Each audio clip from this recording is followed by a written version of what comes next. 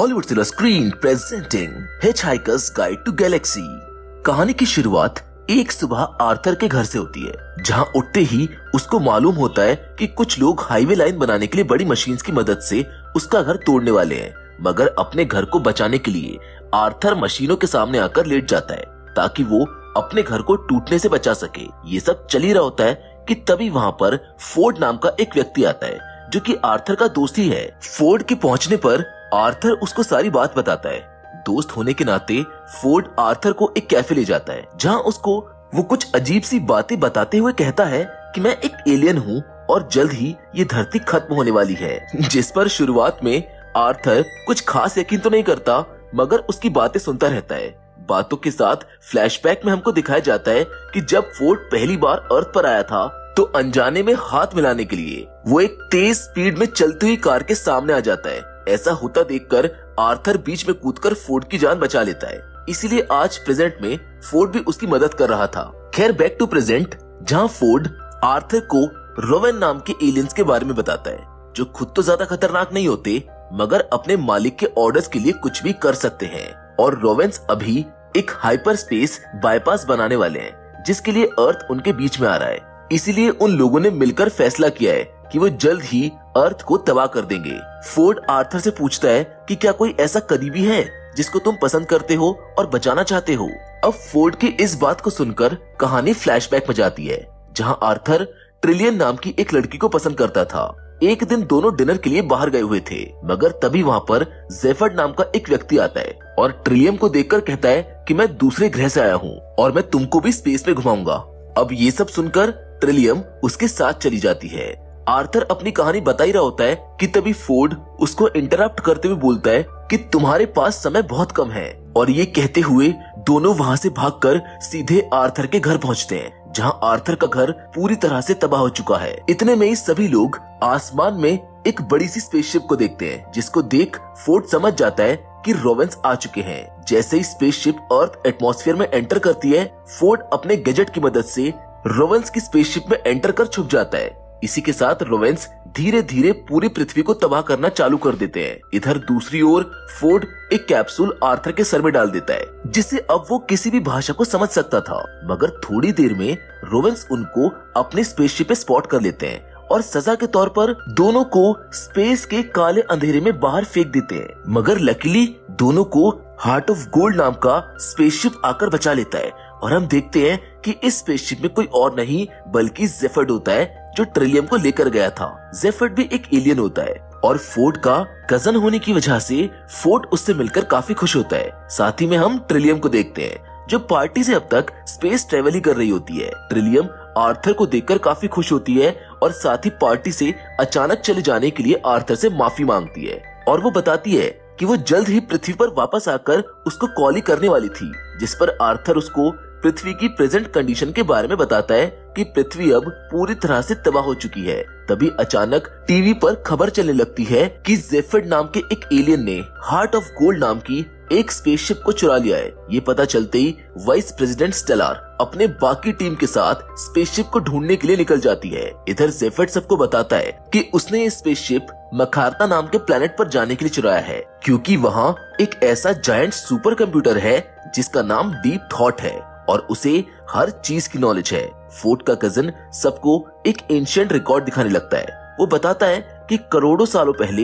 Aliens की ऐसी प्रजातियां थी जो उस डीप थॉट के पास चले गए और उन्होंने उससे इस ब्रह्मांड की रचना की और जीवन के रहस्य के बारे में जाना। जिस पर कंप्यूटर ने उनको बताया कि ये काफी जटिल सवाल है, इसके लिए तुमको 7 लाख साल रुकना पड़ेगा, जिसके बाद ही मैं इसका जवाब दे पाऊंगा। सबको लगता है कि ये बहुत ही महत्वपूर्ण सवाल है, इसीलिए देखते ही देखते 7 लाख साल भी गुजर जाते हैं और वो एलियंस एक बार फिर से डीप थॉट के पास वापस आते हैं। वापस आकर एलियन वही सेम सवाल डीप थॉट से पूछते हैं, जिस पर वो एक नंबर 42 बोल देता है, क्योंकि उसके पास इस सवाल का कोई जवाब ही नहीं था।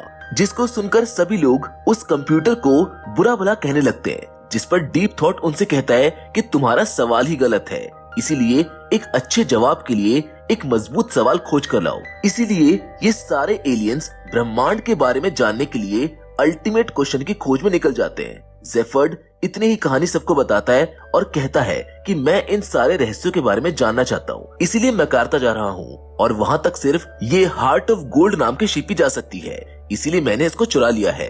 जेफर्ड जिसके 2 चेहरे और 2 पर्सनालिटीज हैं, इसीलिए उसकी दूसरी पर्सनालिटी गलती से कोई बटन दबा देती है, जिसकी वजह से वो अपने रास्ते से भटक जाते हैं और विद टोटल नाम के दूसरे ग्रह पर पहुंच जाते हैं।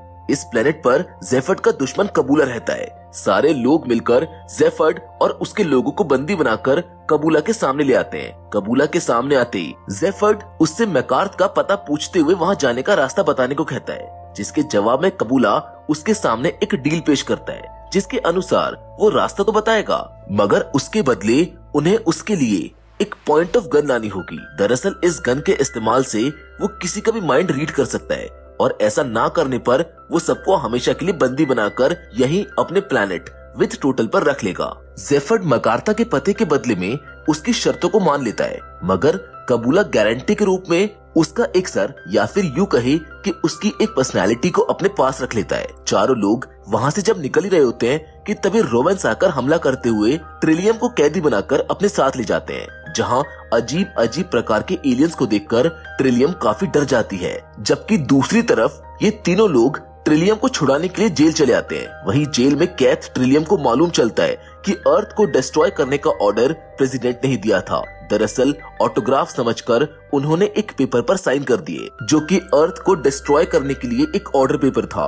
ये सब जानकर ट्रिलियम को काफी गुस्सा आता है, मगर अभी वो कुछ कर भी नहीं सकती। दूसरी ओर तीनों लोग मिलकर ट्रिलियम को छुड़ाने की कोशिश करते हैं, लेकिन शुरुआत में तो उनको परमिशन ही नहीं मिलती, बट जैसे तैसे वो लोग उसको छुड़ाने में कामयाब हो जाते हैं। चारों लोग जल्द से जल्द मकार्ता के लिए निकलते हैं, मगर वाइस प्रेसिडेंट को भी पता चल जाता है कि जेफर्ड यहीं से निकला है, इसीलिए वो उनका पीछा करना चालू कर देती है। कुछ समय बाद सब लोग प्लैनेट मकार्ता पहुंचते हैं, जहां पहुंचते ही वहां के ऑटोमेटिक मिसाइल सिस्टम एक्टिवेट हो जाते हैं और जेफर्ड की शिप पर हमला चालू कर देते हैं। मकार्ता एक बर्फीला प्लैनेट होता है, जहां आर्थर गलती से हार्ट ऑफ गोल्ड का बटन दबाकर एक ऐसा मैकेनिज्म चालू कर देता है जिससे वो सेफली प्लैनेट पर लैंड कर जाते हैं। इसी दौरान सबको वहां पर एक क्रैश्ड प्लेन मिलता है, जिसको देखकर जेफर्ड को कुछ याद आने लगता है और वो एक एक करके सारे बटन दबाने लगता है, जिससे एक पोर्टल ओपन होता है जो सीधा डीप थॉट तक जाता है।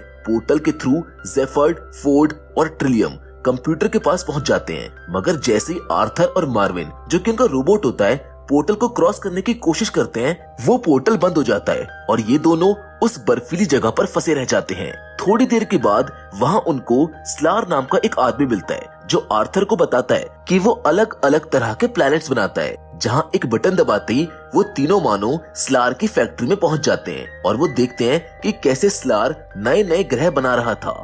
आर्थर देख पाता है कि कैसे ये विशाल काय ग्रह बनाए जाते हैं। दूसरी ओर जेफर्ड भी डीप थॉट से अल्टीमेट क्वेश्चन के बारे में पूछता है कि कौन है इसके पीछे, मगर कंप्यूटर उनको बताता है कि उसको इस सवाल का जवाब नहीं मालूम है। दरअसल इस सवाल का जवाब उसके क्रिएटर को भी नहीं पता था, इसलिए अब एक और कंप्यूटर अर्थ पर बनाया जा रहा था, जिसको इस सवाल का जवाब मालूम होगा। मगर अर्थ तो डिस्ट्रॉय होने ही वाला है, इसीलिए अब कोई रास्ता नहीं बचा था। इसीलिए अब ये सब उसी टावर के नीचे बंदूक को लेने चले जाते हैं। बंदूक मिलते ही ट्रिलियम उसको सबसे पहले जेफर पर ही फायर कर देती है, क्योंकि उसकी वजह से उसका घर और लव इंटरेस्ट यानी आर्थर दोनों उससे अलग हो गए थे। अब तीनों यहाँ से अर्थ पर चले जाते हैं। दूसरी ओर स्लार आर्थर को बताता है कि अर्थ को डिस्ट्रॉय नहीं होना था, इसलिए मैंने एक नई अर्थ बनाई है, और वो उसको ये कहते हुए नई अर्थ की सैर कराता है, जहाँ पर कुछ लोग तो समुद्र में पानी भर रहे होते हैं। स्लार आर्थर को बताता है कि अर्थ को चूहे यानी माइस चला रहे हैं, जिसको सुन आर्थर हंसता है और कहता है कि चूहों पर तो हम एक्सपेरिमेंट करते हैं, जिसके जवाब में स्लार उसको बताता है एग्जैक्टली यही वो चाहते थे। अपने घर पहुंचकर आर्थर देखता है कि उसके बाकी तीनों दोस्त पहले से यहाँ पर पहुंचकर पार्टी कर रहे हैं, मगर नाश्ते की टेबल पर उसको दो चूहे दिखते हैं, जो आर्थर को बताते हैं कि जो अल्टीमेट कंप्यूटर बनने वाला था वो तुम्हारे दिमाग में है, इसीलिए हमें तुम्हारा दिमाग चाहिए। ये कहते हुए वो दोनों चूहे आर्थर पर हमला कर देते हैं, मगर खुद को बचाते हुए आर्थर उन्हीं पर हमला करके उनको मार देता है और हमको पता चलता है कि ये तो वही दोनों एलियंस हैं जिन्होंने डीप थॉट से सवाल पूछा था। तभी वहाँ पर रोवेंस आकर उन पर हमला चालू कर देते हैं, मगर सबको बचाने के लिए मार्विन बीच में आता है और डीप फ्रीज से हमला कर सबको जमा देता है। जमे हुए रोवेंस अपने शिप में वापस चले जाते हैं। वहीं वाइस प्रेसिडेंट को अपना जहाज मिल जाता है, इसलिए वो भी खुश हो जाती है। दूसरी ओर ट्रिलियम माफी मांगते हुए आर्थर के साथ रिलेशनशिप में आ जाती है और हम देखते हैं कि प्लैनेट 2 भी तैयार हो चुका है। धीरे धीरे सारे पेड़ पौधे, जीव जंतु यहाँ पर लाए जाते हैं, जहाँ पर एंड में हम देखते हैं कि ब्रह्मांड के अंत में एक रेस्टोरेंट बना हुआ था। सभी लोग वहाँ पर जाकर एंजॉय करने लगते हैं, जिसके साथ हमारी आज की ये कहानी यहीं पर खत्म हो जाती है। हम उम्मीद करते हैं कि the Hitchhiker's Guide to Galaxy की कहानी आपको पसंद आई होगी।